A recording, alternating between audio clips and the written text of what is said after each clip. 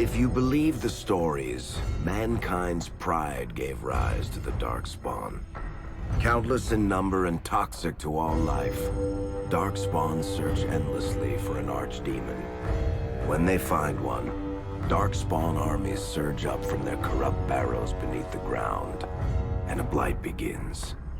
Grey Wardens are the only warriors capable of destroying an archdemon, and history always honors the one who sacrifices all to kill the beast. In the fifth blight, the Warden was the hero of Ferelden. Youngest child of Ferelden's powerful Terran Cousland.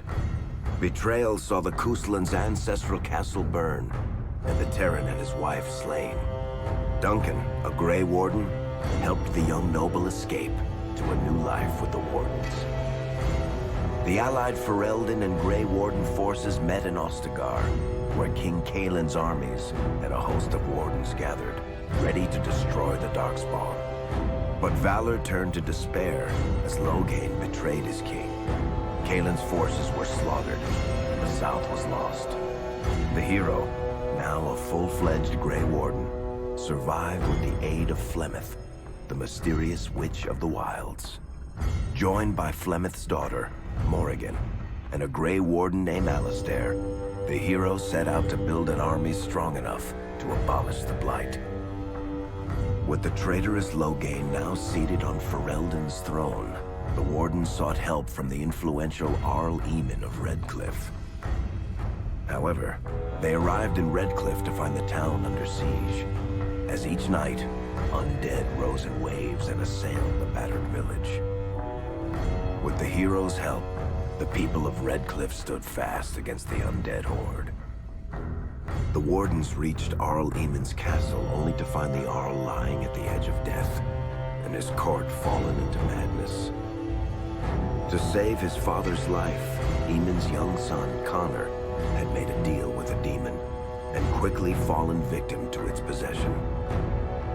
The hero intervened, freeing Connor from possession, and breaking the demon's hold over Redcliffe. But deals with demons are never straightforward. The demon agreed only to save Eamon's life, not restore him to health. Arl Eamon needed a miracle to recover. The hero located an urn containing the sacred ashes of Andraste, which were said to cure any ailment. The urn was protected by ancient traps, tests of will, and a dragon-worshipping cult that wanted to twist the urn's power to its own ends. The urn remained pure, but mysteriously disappeared after the Wardens departed. Only the temple dedicated to it still stands. With a pinch of the ashes, the hero restored the Arl to health. Informed of Loghain's treachery, Eamon swore his political and military support. The Circles of Magi are bound by oath to aid the Grey Wardens in times of blight. However, Lake Calenhad's tower could offer little help. One of its mages, Uldred, had become possessed by a pride demon and was twisting other Circle mages into abominations.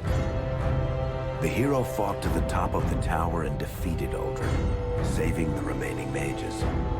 Grateful for their lives, the mages joined the Warden's army. The allies gained at the Circle were not the only soldiers to join the Warden's forces, however. Dalish elves don't usually make alliances, but even deep hatred can be set aside in the face of oblivion.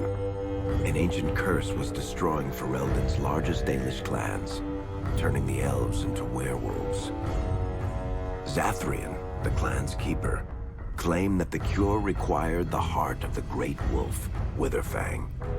Years before, Zathrain himself had afflicted a group of humans with the curse that now ravaged his clan. As long as he lived, the curse endured. The hero freed the werewolves from the long-standing curse, and the Dalish joined the Warden's forces. Blights may happen hundreds of years apart, but the dwarves who live below the surface of Thedas fight Darkspawn every day.